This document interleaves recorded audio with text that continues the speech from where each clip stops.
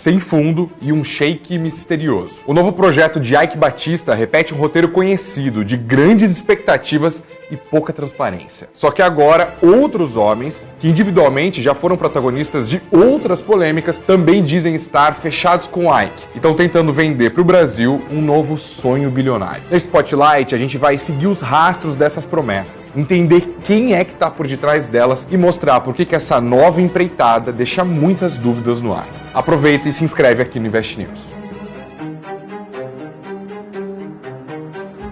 O primeiro personagem dessa história você já conhece, Eike Batista. O ex-bilionário já foi um dos homens mais ricos do mundo, né? Mas caiu em desgraça quando seu grupo EBX desmoronou. Ele acabou condenado por corrupção e manipulação de mercado, chegou a ser preso e agora está tentando se reinventar com a promessa de uma cana-de-açúcar revolucionária. Eu já vou falar mais sobre essa super cana, mas antes, os outros sócios do Eike. Esse aqui com Lula é o Zayed bin Rashid bin Awida Al-Kibazi. Sim, isso tudo é um nome só. Ele tem sido chamado pela imprensa brasileira de Sheik. Ele se apresenta como um bilionário de Abu Dhabi, herdeiro de uma família que seria uma das fundadoras dos Emirados Árabes. Atualmente, ele é CEO de um fundo de investimentos, o Abu Dhabi Investment Group, ADIG. Guarda esse nome. Ele diz que o ADIG investe dinheiro dele e de outros ricaços árabes. O Zayed está prometendo investir 100 bilhões de dólares aqui no Brasil. Cara, isso é muita grana. É mais de meio trilhão de reais. Esse encontro dele com o Lula aconteceu em novembro de 2024. E o Zayed prometeu grana para uma pauta bem ampla. Recuperação de pastagens degradadas, indústria, mobilidade urbana. Nessa entrevista para o Estadão, ele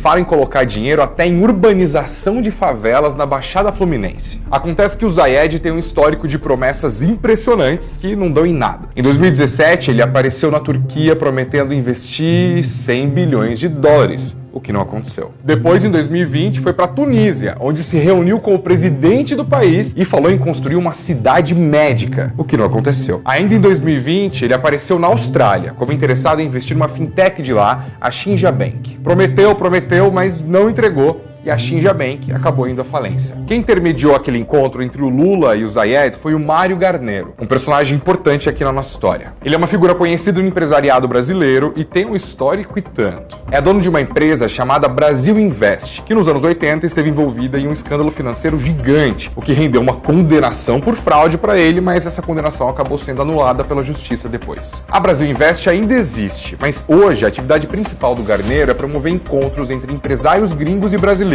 Vários desses encontros acontecem fora do Brasil. Nessa história toda, ele é tipo o articulador. Bom, o Zayed e o Garnero se conheceram, tiveram essa conversa com o Lula no fim do ano passado e depois, já no começo de 2025, anunciaram a criação do fundo ADIG Brasil Invest, para supostamente encontrar projetos no Brasil que mereçam pedaços daquela montanha de dinheiro que o Zayed disse que vai alocar por aqui. E eles já têm um destino certo para um cheque de 500 milhões de dólares, a super cana do Eike Batista. O responsável por administrar o fundo ADIG Brasil Invest é esse aqui, Renato da Cruz Costa.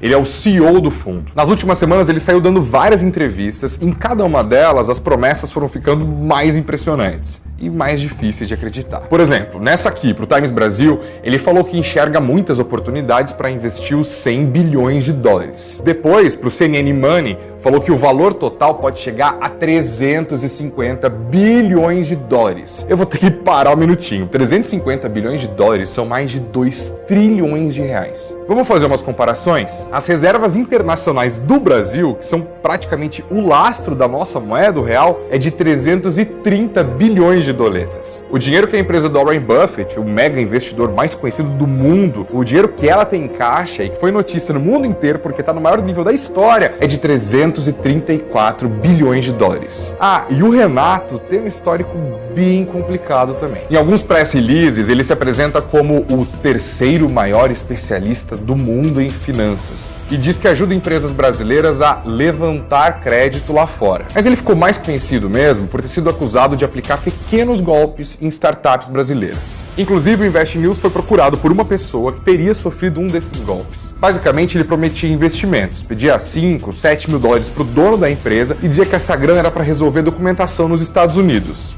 Só que aí ele sumia. Ele também é acusado de ter alugado uma Mercedes e um Audi e não ter devolvido. Também de ter passado cheque sem fundo, de não ter pago aluguel de imóvel em Nova York. Ah, e tem a relação dele com o Ike também, claro. Em 2022, o Renato ofereceu 350 milhões de dólares à vista para comprar títulos de dívida que originalmente eram do Ike, mas que tinham sido tomados pela justiça no contexto dos problemas do Ike com a lei. Essas debêntures eram tipo o último resquício do Império X. Bom, o fato é que não rolou, porque o Renato não conseguiu provar que tinha essa grana toda. O último personagem aqui é o Luciano Coutinho. Ele é ex-presidente do BNDES e já teve de explicar para o Congresso Nacional por que o banco público concedeu empréstimos a empresas do Ike Batista. Essa matéria aqui de 2013 fala que só para o BNDES o grupo do Ike devia mais de 10 bilhões de reais. O Coutinho agora é vice-chairman do fundo Adig Brasil Invest, que estaria interessado em comprar essa empresa de defesa aqui, a Avibras, com a promessa de investir nela mais $500 milhão.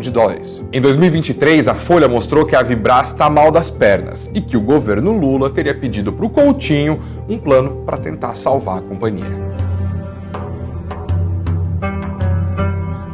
Essa história da Supercana não para de pé. Tem uns meses que eu tô acompanhando isso e o resumo é o seguinte: essa cana é super porque ela é mais grossa, mais fibrosa. A ideia é aumentar a produção de bagaço, a biomassa, para a partir dela produzir energia e outros produtos. Mas tentativas anteriores de implementar essa variedade já falharam, inclusive as tocadas pelos especialistas que hoje estão junto com o Ike Batista. A Raízen, inclusive, já tentou produzir a Supercana, mas desistiu porque ela não tinha viabilidade econômica. Eu conto essa história em detalhes nessa matéria aqui, mas o que importa pra gente agora é isso. A Supercana existe faz tempo, já foi testada várias vezes e pelas maiores empresas do setor. Nunca deu certo. E dessa vez, o Ike tá vendendo um token, tipo um Bitcoin dele, que inclusive tem o nome dele, claro, para levantar grana que seria utilizada na construção de uma fábrica de bioplástico na Flórida. Ele quer levantar $100 milhões vendendo esse token. Isso fora as 500 milhões de doletas prometidas pelo fundo do Zayed, do Garneiro, do Coutinho e do Renato. Até a gravação dessa reportagem, a Presidência da República, o Zayed bin Awida e o Luciano Coutinho não tinham respondido às nossas perguntas e a gente não conseguiu contato com o Mário Garneiro. A Embaixada dos Emirados Árabes falou que o Adig é sim uma entidade ligada ao Fundo Soberano do país, mas não respondeu sobre o papel do Adig e da família Awida nos Emirados Árabes e também não respondeu se apoia os projetos deles aqui no Brasil. O Renato Costa disse que nunca foi denunciado à Justiça por crimes financeiros e que o investimento na Supercana é anterior à gestão dele no fundo Brasil Invest Adig. Mas ele não quis dar detalhes sobre a origem do dinheiro do fundo e sobre expectativas de retorno financeiro. O Invest News pediu para ele documentos que comprovem a existência do fundo e do dinheiro, só que aí ele não respondeu. A aliança entre Ike Batista, Mário Garneiro, Renato Costa e Zayed bin Awida segue um padrão: anúncios espetaculares, promessas bilionárias, muita mídia e pouca transparência. Enquanto os holofotes em cima das promessas desse grupo produzem uma aura de credibilidade e acesso ao poder, o histórico de cheque sem fundo e investimentos que nunca chegam levanta a pergunta: dessa vez vai ser diferente?